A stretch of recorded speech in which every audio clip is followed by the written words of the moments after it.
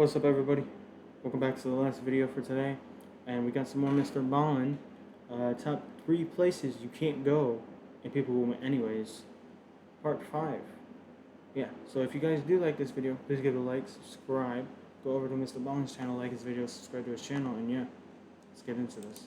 There is this horrifying creature that lives on a tiny uninhabited island in the southwestern Pacific that lives underground, and at night it will come out and it will eat anything from coconuts to fish to birds to pigs to people. And in today's top story, we're going to learn about someone that accidentally wound up on this island, totally stranded, and came face to face with this nightmarish creature. But before I get into today's stories, if you're a fan of the strange, dark, and mysterious delivered in story, I want to see this. then you come to the right channel, because that's all we do, and we upload 3, 4, even 5 times every week. So if that's of interest to you, on the next cold day, sneak behind the like button and slap their ears and then run away. Also, please subscribe to this channel and turn on all notifications so you don't miss any of our weekly uploads.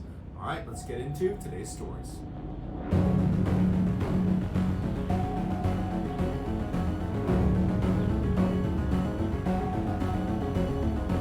What's down there? Dr. Guy Garman, also known as Doc Deep, was an avid scuba diver, and in 2015 he decided he was going to put his scuba diving to the test and try to break the world record for the deepest recreational scuba dive. At the time, the current record was 1,090 feet, set by a man named Ahmed Gaber in 2014. Guy's plan was to go down to 1,090 feet and then keep going to 1,200 feet, and that would be his record-setting mark. But in order to do that, you need a dive site that goes down to 1,200 feet. But luckily, Guy did most of his scuba diving off the coast of St. Croix in the Caribbean, and that area was known for an incredibly deep dive spot. Now, when most people think of scuba diving in the Caribbean, they think of beautiful clear water and amazing coral reef and exotic fishes, and everyone's so happy and it's so great and the water's so warm. And off St. Croix, that was true. But if you continued going offshore about 250 feet, you'd reach a drop-off that's known as the wall. And we're not talking about a gradual drop-off. We're talking about the seafloor going from flat to turning 45 degrees and going straight down 2 miles into a complete black abyss. Now, the only people that are actually allowed to dive into the wall are very experienced scuba divers with all the certifications. But if you're a tourist and you come to St. Croix, you can still scuba dive off the coast, where it is beautiful and shallow and warm and there's reefs and fish, but you're... Hold on, I'll be right back, y'all. Alright, I'm back, y'all. You're allowed to swim out to the edge. Let me just go back a little bit. Shallow and warm, and there's reefs and fish, but you're allowed to swim out to the edge of the wall. And people report getting out there and standing on the edge of this cliff, looking in the water with their mask and not being prepared for how intimidating it is. I mean, you're standing on one side where behind you is like this tropical paradise, and in front of you is this seemingly endless void where we don't even know what's down there. I mean, we've only explored 10% of the ocean.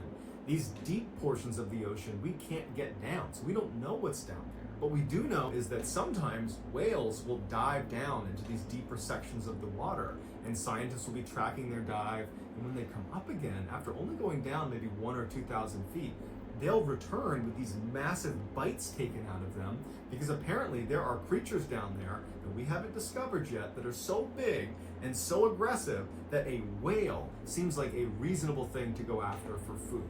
And so imagine standing on the edge of this cliff looking out and being like, what's down there? Well, our boy Guy decides, I'm going to find out what's down there, and I'm going to do my record-setting dive at the wall. And so after meticulous planning and hiring... Can't some submarines go down to that many feet? It said 2,000 feet. A support team that's going to be there to help him do this dive. He, his wife, and his son fly to St. Croix, and they get ready to do this dive. Guy had arranged for a line to be lowered right at the edge of the wall that was weighted down by an anchor that was going to go down all the way to 1,300 feet. And they would put a metal placard at the 1,200 foot mark on the actual line so that when Guy went down, he would reach that placard at 1,200 feet. That's the record-setting mark. He would use a grease pen to mark the placard to indicate, I made it, this is legitimate, and then he would go back up, and that's how the dive was going to go. And so in the early morning of August 15th, 2015, Guy, along with his big support team, they head out to the edge of the wall. Guy gets into the water along with his son, who's going to go down with him for the first 200 feet. And he looks up at the support boat and he gives him the okay. He's ready to start the dive. And then he and his son give the signal. They're ready to go down. And they start their descent into the void. As they're sinking lower and lower and lower in the water column, it's getting darker and darker until it's completely and totally pitch black. They reach the 200-foot mark. They come to a stop as was planned, and Guy's son Kip would give his father a squeeze for good luck because they can't communicate, and then Kip would go back up, and Guy on his own continues down to the 1,200-foot mark. Once Guy was on his own, a timer started because it's very important to track how long he's down at depth, and his team was expecting him to be back up at the 350-foot mark in 38 minutes from when his son left. But 38 minutes came and went, and he was not at the 350-foot mark. But even though this is a big problem, Guy had a whole bunch of extra air canisters with him, and so if he ran into any sort of problem, he would be able to continue to breathe air and fix the problem before coming up. It would just mean longer decompression stops along the way up. And since he was tethered to the guideline, they knew he couldn't drift away. And so they just had to wait and hope that he ran into some problem and that he would fix it eventually, and then he would come back up again. But he never did. They couldn't really send a rescue mission down to get him because Guy was going so deep. He was the only one that was able to get down there. No one else was qualified or would be able to do it or had the right equipment for it. He was totally on his own down there. It would take 3 days before they were able to get the right equipment that was able to pull This is why I hate the ocean, bro. this lineup out of the water, and attached at the end of it was Guy, and he was deceased. He had drowned. But the really scary thing about what happened to Guy is when he went down into that abyss, he had all these extra air canisters attached to him. And so presumably he went down the line, probably all the way down to the record-breaking mark, and then he got trapped somehow. And as he's trapped on this line in total darkness, surrounded by who knows what down there, probably for several hours, he just cycled through his backup air canisters wondering, am I going to run out of air and drown? Or am I going to get attacked by some animal down here? Don't touch the water. Bro, why does it have to... Why is it always water, bro? Why?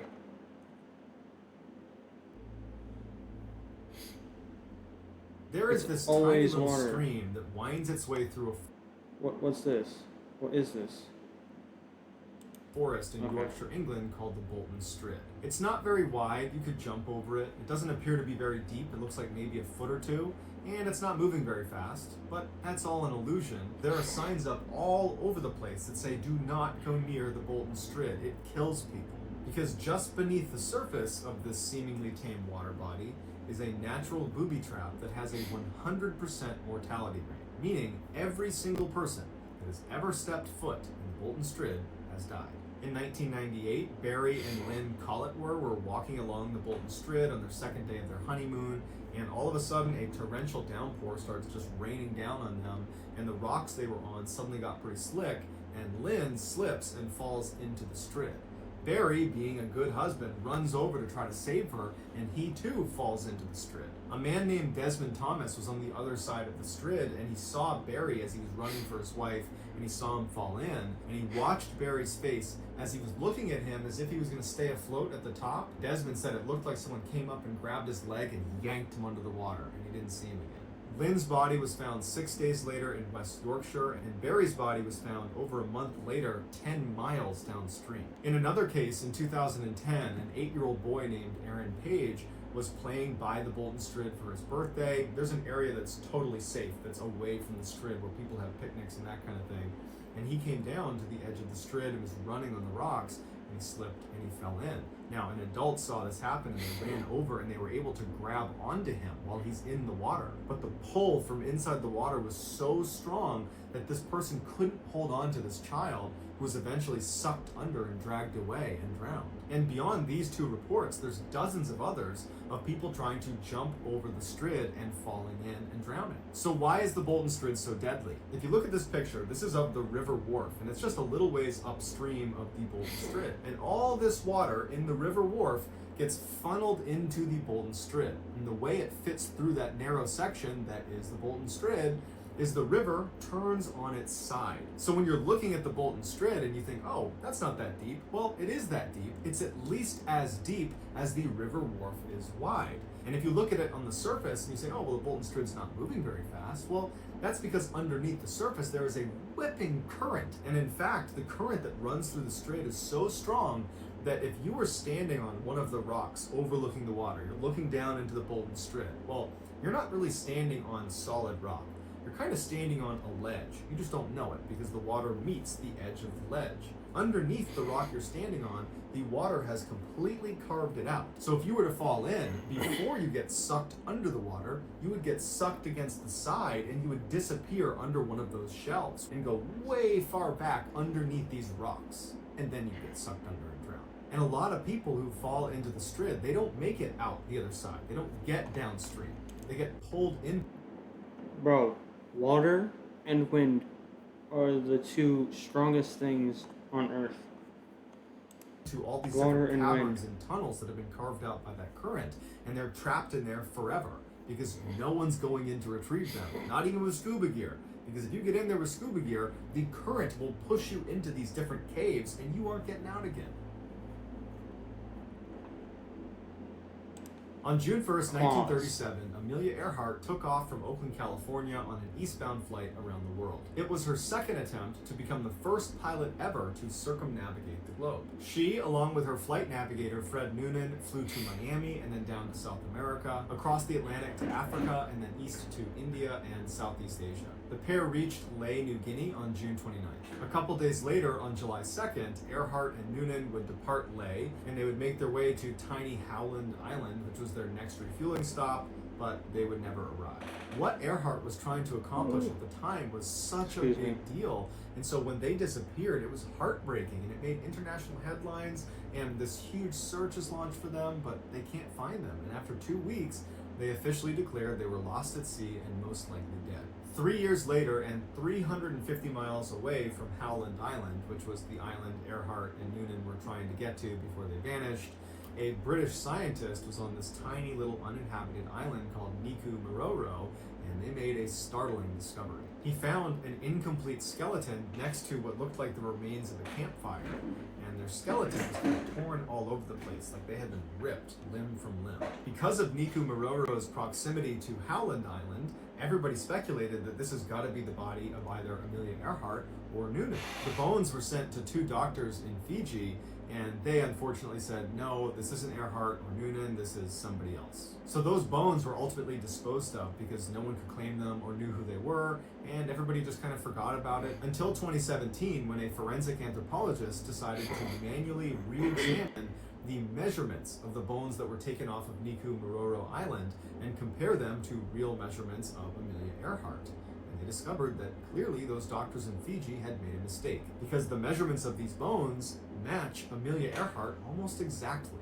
So researchers go back to Niku Maroro Island and they go to the area where these bones were found near that campfire, and they look around and they find a couple 1930s era bottles, glass bottles, and one of them is a freckle cream, and Amelia Earhart had lots of freckles and she liked to use freckle cream to cover them up. She was kind of famous for doing that, and so they found that freckle cream on this island near bones that look like they belong to Amelia Earhart. So while some scientists are putting their energy into confirming that yes, those bones were Amelia Earhart. We don't have the bones, but we can show you with the measurements and the freckle cream, and there's another picture that apparently shows the landing gear of her plane off of Niku Maroro Island. So there's some people that are working on that angle, and there's another group of scientists and researchers that are saying, okay, let's assume that that really was Amelia Earhart. Let's figure out what happened to her once she got to Niku Maroro Island. And the leading theory is horrifying.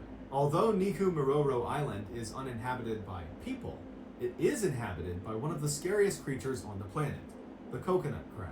They're 3 feet long, they can carry at least 6 times their body weight, and they use their pincers that are as strong as a lion's jaw to rip open coconuts, which is their main source of food. But coconuts are not the only thing they eat. They'll also eat pigs, they'll eat each other, they'll even eat themselves.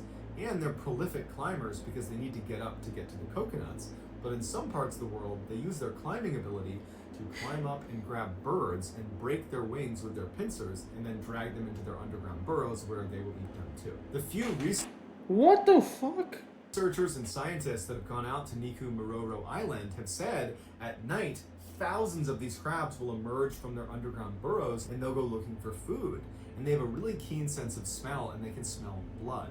So when one of the crabs goes up and grabs a bird and starts ripping it apart, the thousands of others will come charging over and swarm the bird because they've smelled the blood, and they'll rip it to pieces and they'll all try to get in on the action. And so the theory goes, Earhart and Noonan are making their way to Howland Island, they get off track somehow and they wind up crash landing 350 miles away on Niku Island on one of the reefs. Noonan probably dies on impact, and Earhart, who's badly wounded and probably bleeding, she gets onto the island and she makes her way up to that area where that campfire was found. And for some amount of time, Earhart is able to survive off of whatever she had on her in those glass bottles, but in her weakened state and bleeding, at some point she probably attracted the coconut crabs who one night came out and swarmed her, ripped her to pieces, and ate her. Today, Niku Island is only inhabited by the coconut crabs and it's protected land under the Republic of Kiribati.